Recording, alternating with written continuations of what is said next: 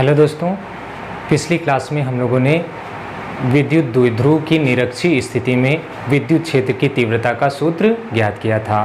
आज हम अपने टॉपिक को वहीं आगे से कंटिन्यू करेंगे। वीडियो शुरू करने से पहले आपसे एक छोटी सी रिक्वेस्ट, यदि आप सीधे इस वीडियो पर आ गए हैं तो मैंने इससे पहले जो भी वीडियो बनाई हैं उनको सीक्वेंस वाइज देखिए, जिससे फिजिक्स में आपके कॉन्सेप्ट्स सुपर स्ट्रॉन्ग हो जाएं। तो चलिए वीडियो को शुरू करते हैं। आज का हमारा टॉपिक है विद्युत द्विध्रुव पर बल तथा बल आघूर्ण। देखिए, इसके लिए मैं मान लेता हूँ कि कोई एक समान विद्युत क्षेत्र है, एक समान विद्युत क्षेत्र है जिसमें कोई विद्युत द्विध्रुव रखा गया है, जिसमें कोई विद्युत द्विध्रुव रखा गया है। एक समान विद्युत क्षेत्र से मेरा तात्पर्य है कि ये जो विद्युत क्षेत्र है इसके विभिन्न बिंदुओं पर जो विद्युत क्षेत्र की तीव्रता है वह एक समान है। देखिए, विद्युत बल रेखाएं इधर से की ओर चल रही हैं। इसका मतलब है कि यहाँ पर कहीं शक्तिशाली धनावेश होगा और यहाँ पर कहीं शक्तिशाली ऋण आवेश होगा। यहाँ पर मैं एक विद्युत द्विध्रुव बना रहा हूँ जो कि विद्युत क्षेत्र से थीटा कोण बना रहा है। ये हो गया विद्युत द्विध्रुव। यहाँ पर मैं आवेश रख रहा हूँ माइनस का Q और यहाँ पर आवेश रख रहा हूँ प्लस का Q। इस विद्युत द्विध्रुव के बीच की जो पूरी लंबाई है या विद्युत द्विध्रुव की जो लंबाई है कह लीजिए वो कितनी है, 2L है। वो कितनी है बाबू, 2L है। ये वाला कोण ये विद्युत द्विध्रुव से थीटा कोण बना रहा है।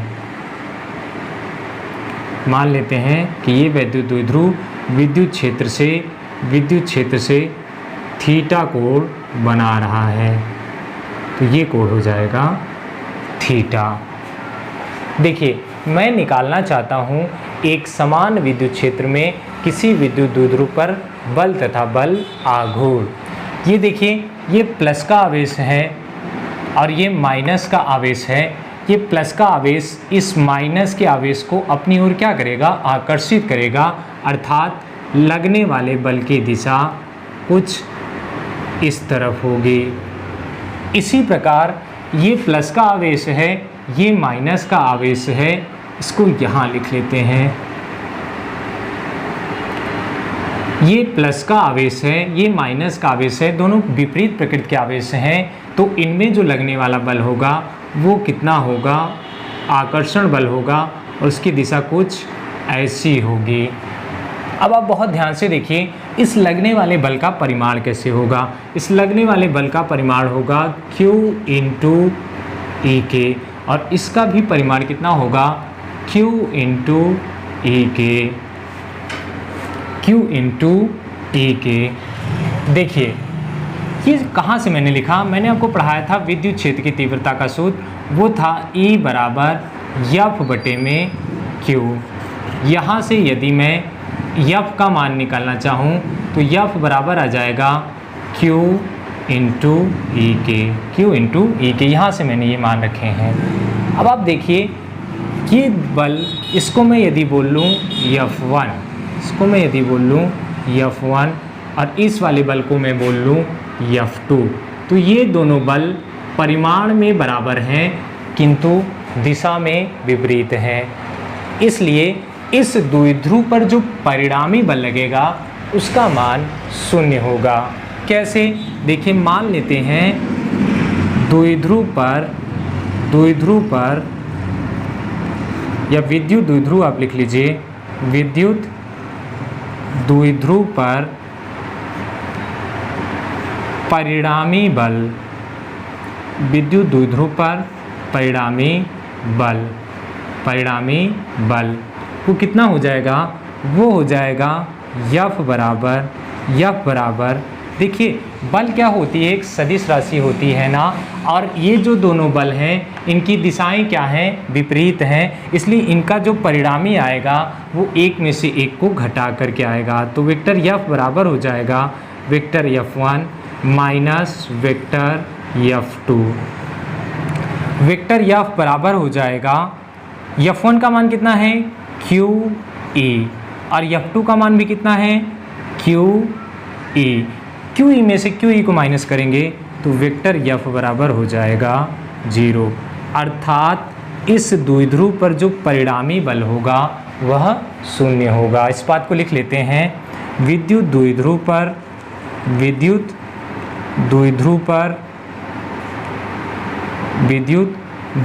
पर परिणामी बल 0 होगा। विद्युत द्विध्रुव पर परिणामी बल 0 होगा, परिणामी बल 0 होगा। देखिए इससे होगा ये, चूंकि इस विद्युत द्विध्रुव पर परिणामी बल 0 है, इसलिए यह द्विध्रुव कोई स्थानांतरित गति नहीं करेगा। स्थानांतरित गति से मेरा तात्पर्य है कि द्विध्रुव इस दिशा में कोई भी गति नहीं करेगा, ना तो आगे की ओर और ना ही पीछे की ओर। तो इस बात को भी लिख लेते हैं, इस स्थिति में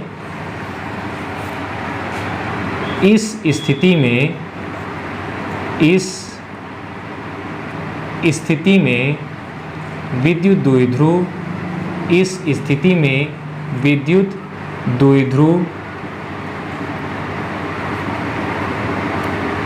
स्थानांतरित गति नहीं करेगा। स्थानांतरित गति नहीं करेगा। स्थानांतरित गति नहीं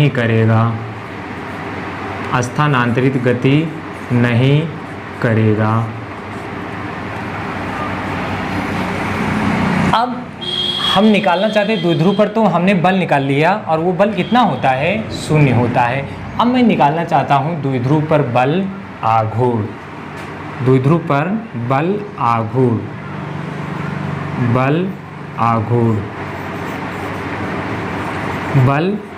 आघूर्ण। देखिए बल आघूर्ण, या इसी को हम लोग बल में युग्म का आघूर्ण भी बोलते हैं, या बल युग्म का आघूर्ण, या बल युग्म का आघूर्ण, बल युग्म का आघूर्ण। देखिए बल क्या होता है, पिछली क्लास में आपने सीखा होगा कि बल क्या होता है। बल वह धक्का या खिंचाव है जो एक वस्तु द्वारा दूसरी वस्तु पर लगाया जाता है अथवा आरोपित किया जाता है। आघूर्ण का क्या मतलब होता है, यदि समान परिमाण के दो बल विपरीत दिशा में कार्य करें तो इसे हम कहते हैं बल आघूर्ण। देखिए यहाँ पर लिखा है बल युग्म। बल तो आप समझ गए, वह धक्का या खिंचाव है जो एक वस्तु द्वारा दूसरी वस्तु पर लगाया जाता है। युग्म का मतलब होता है जोड़ा, अर्थात जोड़े का मतलब दो। जब किसी स्थान पर दो बल कार्य करें तो इसको मैं बोलता हूँ बलों का जोड़ा या बल युग्म का आघूर्ण। इसको क्या मैं बोलता हूँ, बल युग्म। और बल युग्म का आघूर्ण क्या होता है, दोनों बलों में से किसी एक बल का परिमाण और उन दोनों बलों के बीच की लंबवत दूरी। तो देखिए इस पर एक बल QE लग रहा है जिसको मैं F2 बोल रहा हूँ, ये वाला बल भी कितना है QE जिसको मैं F1 बोल रहा हूँ। दोनों बल समान परिमाण के हैं और विपरीत दिशा में हैं, इसलिए ये इस विद्युत द्विध्रुव पर बल युग्म का निर्माण करेंगे। अब देखिए बल युग्म का आपने अपने दैनिक जीवन में बहुत सारा एग्जाम्पल देखा होगा। जब आप पानी की बोतल की ढक्कन को खोलते हैं और अपने हाथों को घुमाते हैं तो उस समय आप बल युग्म लगा रहे होते हैं। ठीक इसी प्रकार जब आप नल की टोटी खोलते हैं तब भी आप बल युग्म लगा रहे होते हैं, और जब आप ताले को खोलते हैं किसी चाबी के द्वारा अथवा बंद करते हैं तब भी आप एक बल युग्म लगा रहे होते हैं। लेकिन मैं यहाँ क्या निकालना चाहता हूँ, बल युग्म का आघूर्ण। तो देखिए बल युग्म का आघूर्ण होता है, बल युग्म का आघूर्ण आपने इसको क्लास 11th में ज़रूर पढ़ा होगा। बल युग्म का आघूर्ण, बल युग्म का आघूर्ण बराबर होगा किसी एक बल का परिमाण, किसी एक बल का परिमाण गुणे दोनों बलों के बीच की, दोनों बलों की क्रिया रेखा, दोनों बलों की क्रिया रेखा, दोनों बलों की क्रिया रेखा के बीच की लंबवत दूरी, के बीच की लंबवत दूरी, के बीच की लंबवत दूरी। तो देखिए बल युग्म के आघूर्ण को मैं दिखाता हूँ टाउ से। किससे प्रदर्शित करते हैं बल युग्म के आघूर्ण को? टाउ से। टाउ बराबर हो जाएगा किसी एक बल का परिमाण। देखिए दोनों बल बराबर हैं, चाहे आप F1 ले लीजिए चाहे F2 ले लीजिए। F1 मैं ले रहा हूँ, आप F2 भी ले सकते हैं, गुणे उन दोनों बलों की क्रिया रेखा, दोनों बलों की क्रिया रेखा। देखिए क्रिया रेखा क्या है? ये जो बल है इस दिशा में कार्य कर रहा है, यदि इसको मैं पीछे की ओर बढ़ाऊं और इसको मैं आगे की ओर बढ़ाऊं तो यही कहलाती है इस बल की क्रिया रेखा। और इस क्रिया रेखा के बीच की दूरी, लंबवत दूरी क्या है? ये है। इसको मैं यदि कुछ नाम दे दूं, इस बिंदु को नाम दे दूं A, इस बिंदु को नाम दे दूं B और इस बिंदु को नाम दे दूं O, तो देखिए जो लंबवत दूरी हो कितनी है? BO। लंबवत दूरी कितनी है? BO। तो ये हो जाएगा BO। इसको मान लेते हैं समीकरण नंबर 1। देखिए यहाँ पर एक राइट एंगल ट्राइंगल बन रहा है, समकोण त्रिभुज बन रहा है AOB। लिखते हैं त्रिभुज AOB में, त्रिभुज AOB में कितना हो जाएगा? त्रिभुज AOB में मैं लिख रहा हूँ sine theta. Sine theta, sine theta बराबर होता है लंब बटे में कर्ण। साइन थीटा बराबर होता है लंब बटे में कर्ण। और मैंने हमको पिछली क्लासों में बताया हुआ है कि थीटा के सामने की भुजा क्या होती है बाबू? लंब। और 90 के सामने की भुजा क्या होती है? कर्ण। जो बच जाता है वो क्या? आधार। तो यहाँ से देखिए साइन थीटा बराबर हो जाएगा, लंब का मान कितना है? BO और कर्ण का मान कितना है? AB। कर्ण कितना है? AB। कर्ण कितना है? AB। तो हम तो BO का मान निकालना चाहते हैं ना, तो BO बराबर हो जाएगा AB sine theta. AB sine theta. यहाँ से BO बराबर हो जाएगा, AB का मान कितना है बाबू? 2L। तो ये हो जाएगा 2L साइन थीटा। अब देखिए कई बार बच्चे पूछते हैं कि सर यहाँ पर साइन थीटा ही क्यों लिया जाता है? देखो मैं क्या निकालना चाहता हूँ? OB। और OB वास्तव में है क्या? इस समकोण त्रिभुज का लंब। और हमको पता क्या है? कर्ण। तो ऐसा कौन सा त्रिकोणमितीय अनुपात आता है जिसमें लंब और कर्ण आता है? वो होता है साइन थीटा। इसलिए हम यहाँ पर क्या लेते हैं? Sine theta. अब BO का मान समीकरण 1 में रखने पर BO, या इसको मैं लिख देता हूँ समीकरण 1 से, समीकरण 1 से, समीकरण 1 से कितना हो जाएगा बाबू? टाउ बराबर हो जाएगा, टाउ बराबर हो जाएगा F1 का मान कितना? QE। और BO का मान कितना है? 2L sine theta. 2L sine theta. एक बार आप इसका स्क्रीनशॉट लीजिए, फिर हम अपने टॉपिक को आगे कंटिन्यू कर रहे हैं। देखो बाबू टाउ बराबर क्या है? QE into 2L sine theta. इसको थोड़ा अच्छे वे में अरेंज करते हैं तो देखिए टाउ बराबर आ जाएगा, टाउ बराबर आ जाएगा 2QL और कितना आ जाएगा? E sine theta. E sine theta. 2QL को मैं क्या बोल सकता हूँ? P। तो टाउ बराबर हो जाएगा PE sine theta. PE sine theta. यही होता है विद्युत द्विध्रुव पर बल आघूर्ण। अब देखिए आपने क्लास 11th में दो सदिशों का क्रॉस प्रोडक्ट और डॉट प्रोडक्ट पढ़ा था। कैसे आप लिखते थे? जब आप दो सदिशों का डॉट प्रोडक्ट लिखते थे तो सदिश A डॉट लिखते थे सदिश b बराबर क्या लिखते थे a b cos थीटा। और जब दो सदिशों का आप क्रॉस प्रोडक्ट लेते थे तो उसको लिखते थे a क्रॉस वेक्टर b और इसको लिखते थे a b साइन थीटा। तो यहाँ से आप इसको देखिए कैसे लिख सकते हैं, टाउ बराबर हो जाएगा vector p cross vector e। देखिए दो सदिशों का जो गुणन होता है वो भी एक सदिश आता है, तो इसको मैं लिख दूंगा टाउ वेक्टर। यहाँ से हमको पता चलता है कि जो विद्युत द्विध्रुव आघूर्ण होता है, किसी विद्युत द्विध्रुव पर जो बल आघूर्ण होता है वह एक सदिश राशि होती है।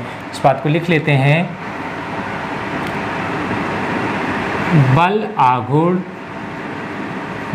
आघूर्ण एक सदिश राशि होती है। बल आघूर्ण एक सदिश राशि होती है, एक सदिश राशि होती है, एक सदिश राशि होती है। अब यदि मैं लिखना चाहूँ टाउ का मात्रक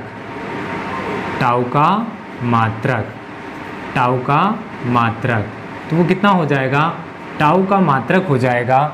देखिए टाउ का मात्रक होता है, टाउ बराबर मैंने क्या लिखा था, बल गुणे दूरी। बल का मात्रक कितना होता है, न्यूटन, और दूरी का मात्रक क्या होता है, मीटर। तो जो बल आघूर्ण का मात्रक होता है वो क्या होता है, न्यूटन मीटर। इसको आप ऐसे भी लिख सकते हैं, न्यूटन मीटर। यदि मैं टाउ की विमा लिखना चाहूँ, टाउ की विमा कितनी हो जाएगी बाबू, देखो न्यूटन किसका मात्रक है, बल का, और बल की विमा कितनी होती है, यम यल टी की पावर -2। ये लंबाई है ना, लंबाई को हम लोग दिखाते हैं एल से, अच्छे वे में अरेंज करते हैं तो ये आ जाएगी टाउ की विमा m यल की पावर 2 और t की पावर -2। ये होती है बल आघूर्ण की विमा। अब इसमें हम कुछ लेते हैं विशेष स्थितियाँ। विशेष स्थितियाँ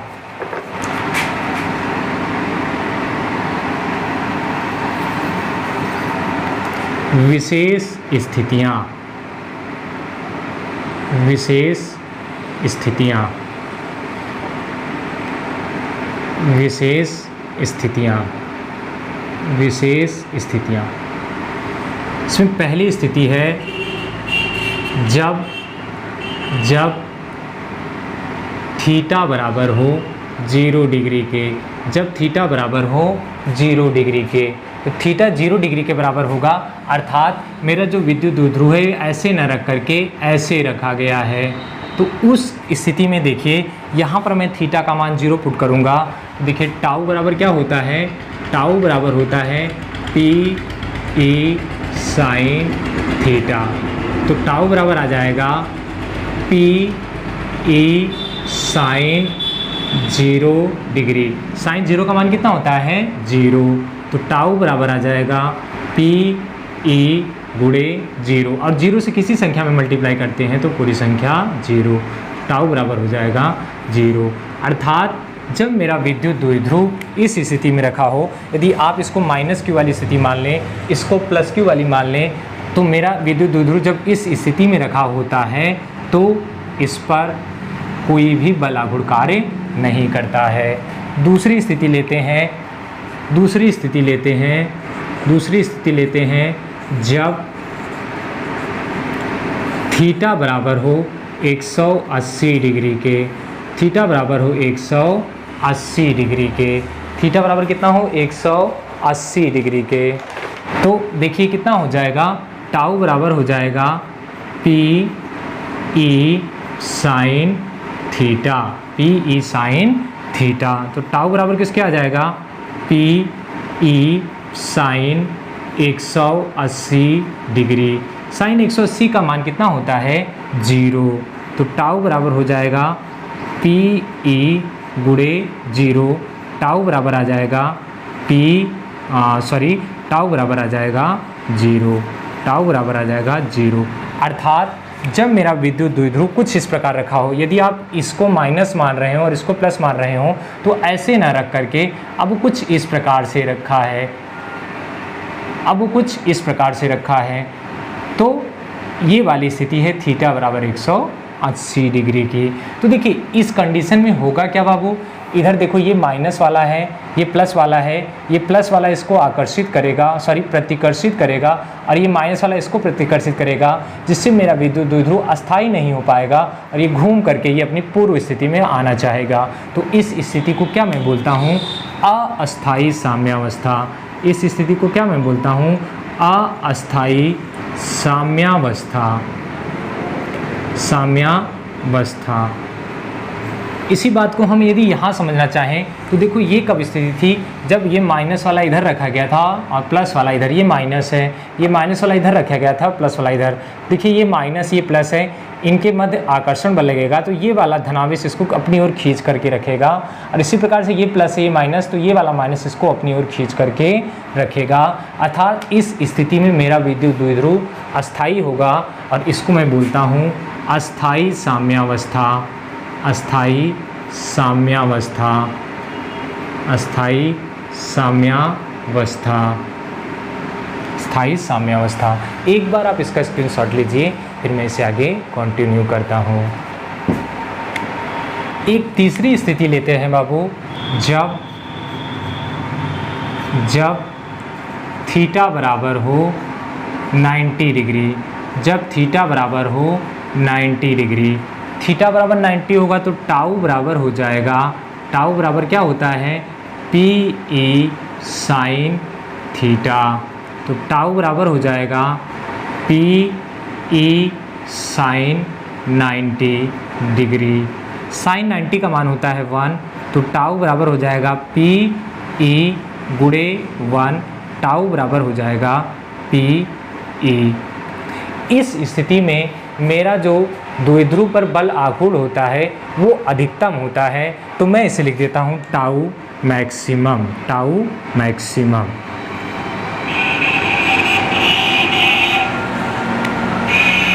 तो दोस्तों मुझे पूरा विश्वास है कि आज आपको जो कुछ भी पढ़ाया गया है वो काफ़ी अच्छे से समझ में आया होगा, लेकिन यदि फिर भी आपके कोई डाउट रह जाते हैं तो आप कमेंट बॉक्स में ज़रूर लिखिएगा। तो फिर मिलते हैं अगली क्लास में, तब तक के लिए गुड बाय।